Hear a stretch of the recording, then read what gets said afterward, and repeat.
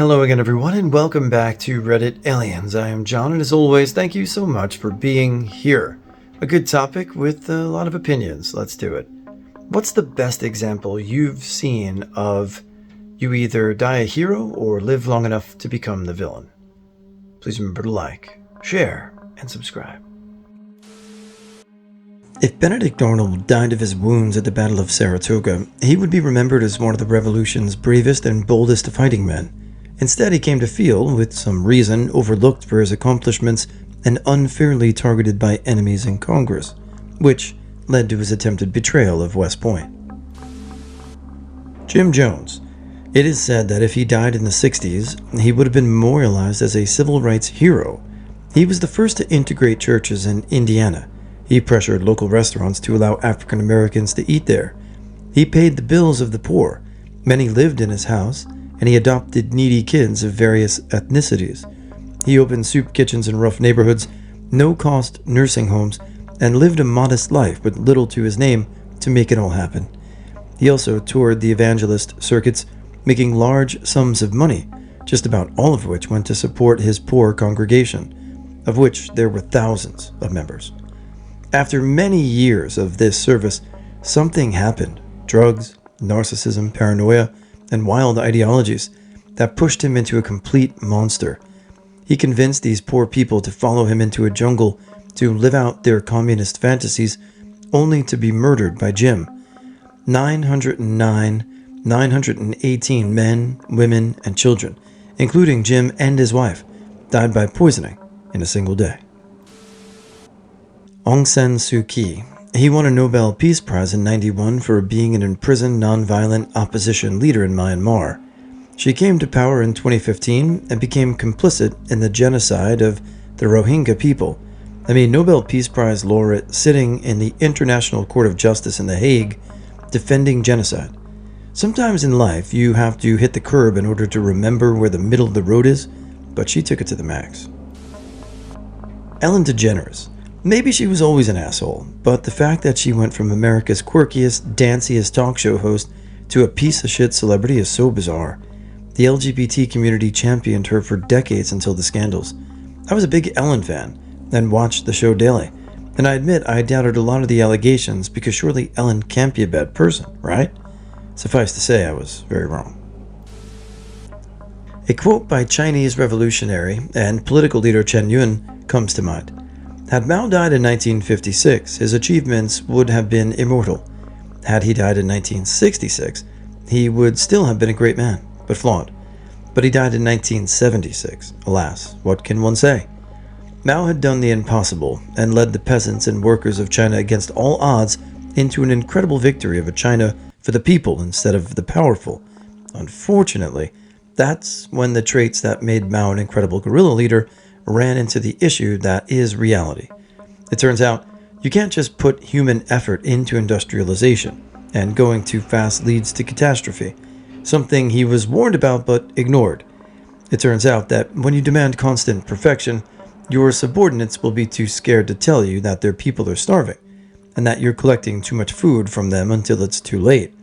It turns out that when you assume you're always right and assume anyone speaking out against you must be a secret enemy, you will begin harming your friends and supporters in your desperate search for enemies both real and imagined. I tell people how I feel that history shows that nearly every human being has the capacity in them for both great good and horrible evil, and few figures show that as effectively as Mao. Ben Robert Smith is Australia's most decorated living soldier. He has a Medal for Gallantry, a Victoria Cross, and a Commendation for Distinguished Service. Questions started coming up about his time in Afghanistan and the possibility of war crimes, which were published in newspapers. He decided to launch defamation proceedings against the papers and journalists, which he lost. Ben Carson. Growing up as a young black kid in Baltimore, he was basically the archetype of success and morality. Then he became a perverted joker himself. It was heartbreaking and infuriating. J.K. Rowling. The impact she had on getting children into reading cannot be overstated. She created a world that multiple generations fell in love with. Hell, it got me to wait in line for the midnight release of a book. That's insane. She lived a rags to riches lifestyle, which can be inspiring. After the series was done and her shine began to fade, she became an internet troll with money. She went from a beloved author to a lady on the internet yelling about trans people and complaining about being cancelled, not to mention using her enormous wealth to influence these issues. She seemingly goes out of her way to increase this negative form of attention and has zero self-awareness. Her current persona could have been the framework of a potential villain for her Harry Potter universe. There are a few billion geniuses that magazines and news networks salivate over. Then, eventually their facade crumbles and people may turn into George Carlin and realize they're effing stupid, full of shit, effing nuts, or some mixture of the three. Mark Zuckerberg went from being a boy genius to starting Facebook, and then once it was clear he spent upwards of $300 billion on a metaverse nobody, not even the designers, wanted to use, it started to become clear. Yeah, those allegations of him not being the genius innovator had not a grain but a full field of truth. Sam Bankman-Fried was on track to be the next Warren Buffett and getting celebrity endorsements for his crypto business, only for it to turn out to be a massive scam. And of course, Elon Musk was supposed to save humanity and has been promising full self-driving next year for 10 years. But after trying to get involved in the Thai cave rescue with a totally impractical solution, he insulted the diver who did the job. Then people started digging to find out. He didn't start any of these companies he's attached to, and didn't come from a humble background either. Even the narrative of his being bullied in school was potentially played up or incomplete, as the stair incident was possibly the kid seeking revenge for Musk making fun of the dad's suicide. Putin.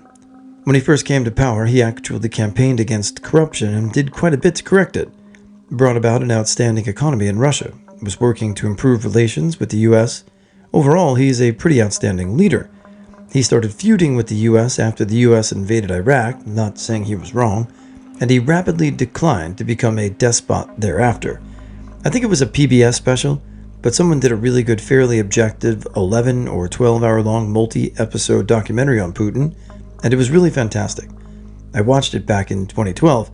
I don't know when it actually came out, but it was post-2008, since the documentary featured Russia's 2008 invasion of Georgia. Fritz Haber. He was a German chemist who a quarter of the world owes their lives to because he found out how to produce ammonia out of oxygen. And he put that ammonia into agriculture, and thus he made synthetic fertilizer, which was extremely effective and made crops grow very fast, thus making the world hunger less bad than it was by a lot. But after a while, when World War I started, he made one of the worst weapons, chlorine gas and mustard gas. Millions of people died a horrible death because of it, and if you survived it, you'd wish you were dead. Lafayette was known as the hero of both worlds for having fought for the American and French revolutions. However, he ended up betraying the French Revolution, siding with the monarchists, and therefore fighting against the revolution. When he was in control of the 1830 revolution, he had the opportunity to install a republic, but as one of his last actions, he put Louis Philippe, another king, in charge. Charles Lindbergh. He became a national hero after flying over the Atlantic in 1927. His baby being kidnapped and murdered in the early 30s was the crime of the century and brought a lot of sympathy. Later, he was shown to be anti-Semitic and a Nazi sympathizer. Only in the last couple decades has it been discovered that he secretly kept separate families in Europe. He had children with 3 women over there. Gaius Marius, general and many times consul of Rome, who just would not retire, leading to conflict with his former deputy Sulla. If he had died a few years before that, he'd have been one of Rome's greatest heroes. He ended up being consul 7 times, but at the cost of a ruinous civil war, which greatly accelerated the decay of the Republic. As combat veterans, we go into conflict and do what society says is heroic, but the violence of combat changes us. We come home from these heroic actions with trauma you cannot see. We self-medicate, become alcoholics, and dive deep into anxiety and depression. We're constantly reminded of the things we've seen and done. We're thanked for doing evil things by strangers who never did them. And then when we collapse, because we can't take it anymore, were considered villains for acting out. Losing families, jobs, and social lives even goes as far as taking our own. You don't have to be famous or in a history book to either be a hero or villain. Waiting for this. Honestly, I'd say Donald Trump. Before he announced he was running for president in 2015, I thought he was just a TV personality who got rich from real estate deals. I thought he was an entertainer. He wasn't the best entertainer, but he entertained nonetheless. I also thought that he knew that he was just an entertainer. Granted, I've never really followed celebrity gossip very much, so all I knew about him was the few things I'd seen him do on TV. Other people may have known he was shit even before the presidency stuff came up. But then when he announced that he was running for president, it all went downhill. The presidency exposed him as a cheapskate, liar, predator, racist, greedy, self-centered, egotistical, really ignorant villain that he truly is. And now I hate him more than anything. Not that I liked him before, but I was at least neutral before. Sounds like it. I come from a town down south. One of my mother's friends from her church was a cool dude. Everyone loved him, and the dude wanted to run for mayor. The guy once saved a girl in town from some armed robbers who were from out of town. He got lots of praise and recognition for it, and he eventually ran for mayor and even won. After 5 months after this, he was caught R-ing the same girl he saved in his mayor's office. He was arrested and is serving 7 years. Not really relevant to the question, but the way he got caught was ridiculous too. Apparently some guy from an end of days cult wanted to spy on the mayor, so he stuck a device to record videos. He was arrested too. A deputy in my town who also ran a pizza joint literally just down the street from my house was caught accessing evidence files full of CP from cases around the county by another deputy.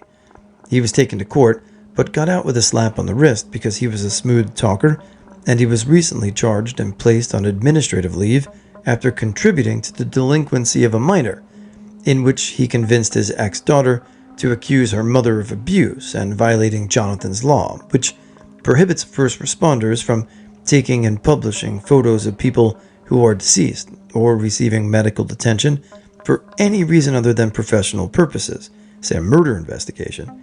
He was finally arrested by the West Virginia State Police in February after his 4-year span of criminality. I was going to say Rudy Giuliani, but that seems to have been the go-to answer with good reason. Going to go with Benedict Arnold. The man was a decorated revolutionary general, absolute hero at Ticonderoga and Saratoga. Washington even respected him to the point of giving command over West Point.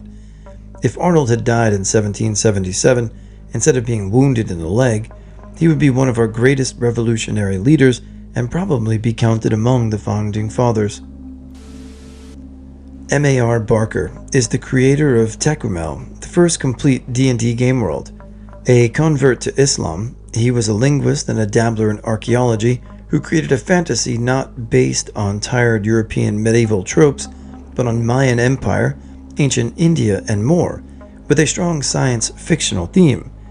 It really stinks that after his retirement from mainstream academics, he became a board member for a journal dedicated to Holocaust denial, and after his death, he was eventually outed as the author of a neo-Nazi science fiction novel written under a pseudonym. Brazil's sitting president Lula da Silva comes to mind.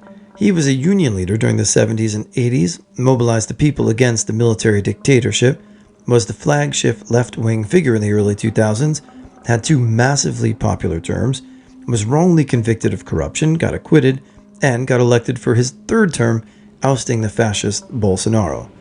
And now his Ministry of Economy is advancing a neoliberal program uncontested.